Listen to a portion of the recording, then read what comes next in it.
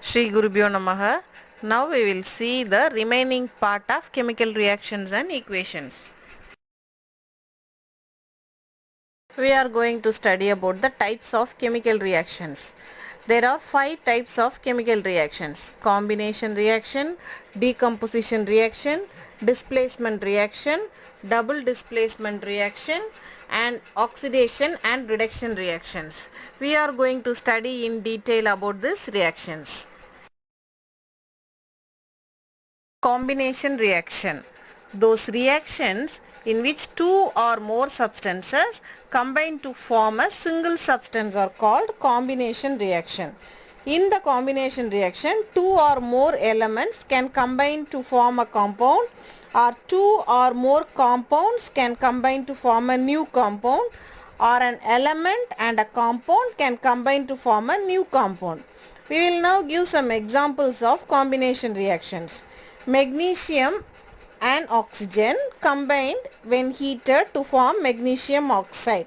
In this reaction, two elements magnesium and oxygen are combining to form a single compound magnesium oxide. So this is a combination reaction. Hydrogen burns in air to form water. In this reaction, two elements, hydrogen and oxygen, are combining to form a single compound water. So, this is also an example of combination reaction. Carbon burns in air to form carbon dioxide. So, this is also an example for combination reaction. Calcium oxide, lime or quicklime, reacts vigorously with water to form calcium hydroxide. Calcium hydroxide is called as slake lime and calcium oxide is called as lime or quicklime. CaO plus H2O gives CaOH twice. This is a combination reaction in which two compounds, calcium oxide and water, combine to form a single compound, calcium hydroxide. A large amount of heat is released when calcium oxide reacts with water to form calcium hydroxide.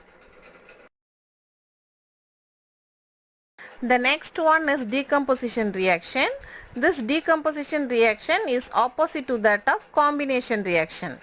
The definition for decomposition reaction is those reactions in which a compound splits up into two or more simpler substances are known as decomposition reaction. There are three types of decomposition reaction. They are thermal decomposition, electrolytic decomposition and photolytic decomposition. We will study the three types of decomposition reaction now. Thermal decomposition. When a decomposition reaction is carried out by heating, it is called thermal decomposition. See the first example. When lead nitrate is heated strongly, it breaks down to form simpler substances like lead monoxide, nitrogen dioxide and oxygen. This can be written as PbNO3 twice gives PbO plus NO2 plus oxygen. In this decomposition reaction, the colorless compound lead nitrate forms a yellow compound lead monoxide and brown fumes of nitrogen dioxide gas are evolved. Here one compound lead nitrate is breaking down to form three compounds: lead monoxide, nitrogen dioxide and oxygen. So it is a decomposition reaction. See the second equation. Ferrous sulfate on heating gives ferric oxide, sulfur dioxide and sulfur trioxide. In this reaction, green color of ferrous sulfate changes to brown due to the formation of ferric oxide. A smell of burning sulfur is obtained due to the formation of sulfur dioxide gas. In this reaction, one substance is splitting up into three substances. So, this is a decomposition reaction. Electrolytic decomposition. When the decomposition reaction is carried out by using electricity, it is called electrolytic decomposition. When electric current is passed through acidified water, it decomposes to give hydrogen gas and oxygen gas.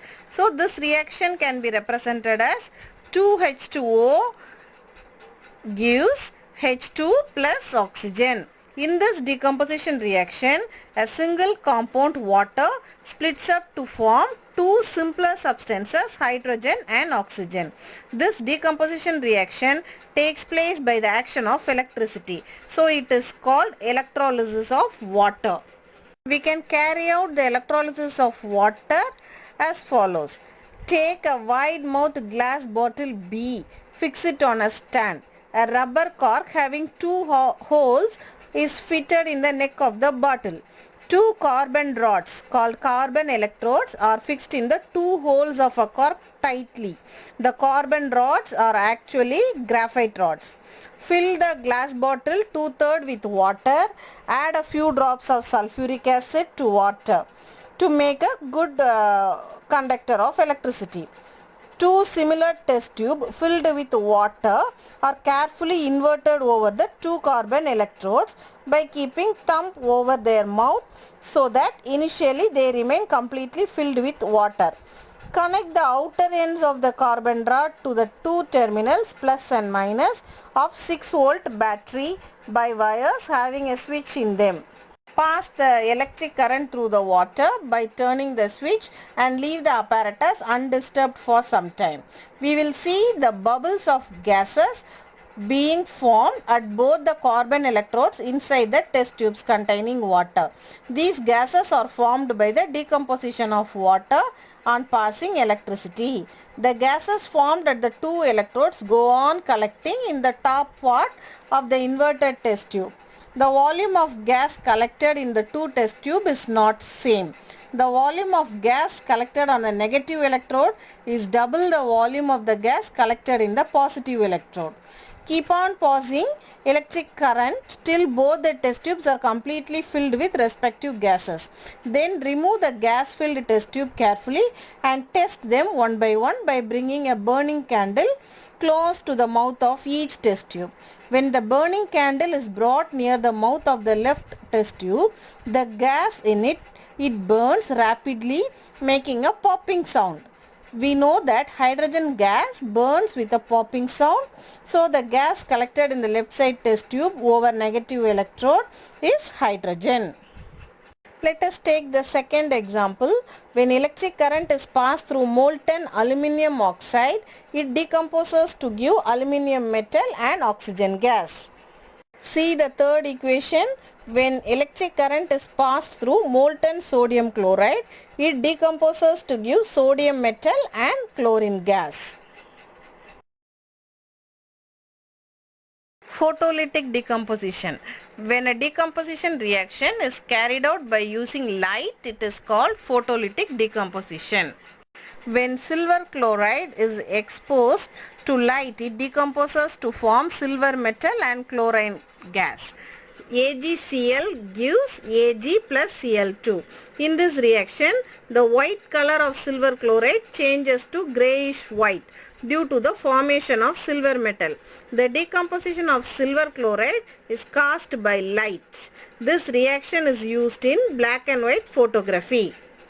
Silver bromide also behaves in the same way as silver chloride with light energy. Thus, the silver bromide is exposed to light, it decomposes to form silver metal and bromine vapors.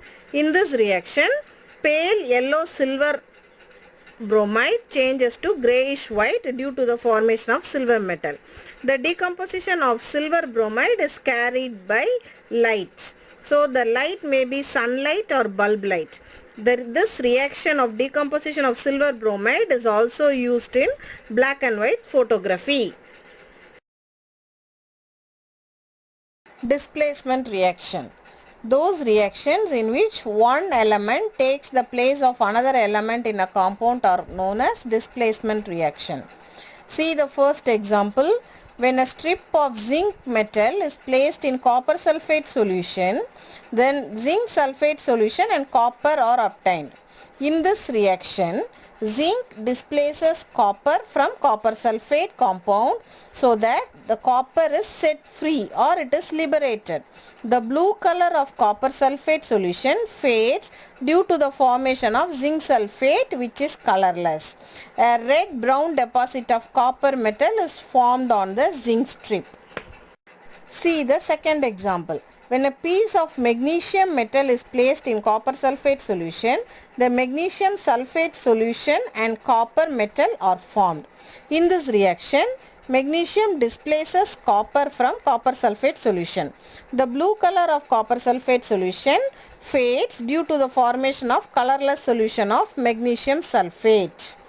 Here, magnesium is able to displace copper from copper sulfate because magnesium is more reactive than copper.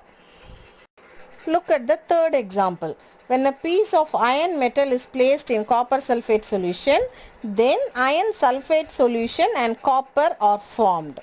So here also in this reaction, displacement occurs because iron is more reactive than copper. Double displacement reaction. Those reactions in which two compounds react by an exchange of ions to form two new compounds are called double displacement reactions. See the first example. When silver nitrate solution is added to sodium chloride solution, then a white precipitate of silver chloride is formed along with sodium nitrate solution. In this double displacement reaction, two compounds, silver nitrate and silver chloride, react to form two new compounds, silver chloride and sodium nitrate. An exchange of ions takes place in this reaction. For example, the silver ions Ag plus of silver nitrate reacts with chloride ions Cl minus of the sodium chloride to form a new compound. So silver chloride Ag plus Cl minus is formed. Similarly, the sodium ions Na plus of sodium chloride reacts with the nitrate ions NO3 minus of the silver nitrate to form another new compound, sodium nitrate Na plus NO3 minus. Let us take the second example. When barium chloride solution is added to sodium sulfate solution, then a white precipitate of barium sulfate is formed along with the sodium chloride solution. See the third example. When potassium iodide solution is added to lead nitrate solution, then an yellow precipitate of lead iodide is produced along with potassium nitrate solution. This is also a double displacement reaction. Oxidation and reduction reaction. Definition for oxidation.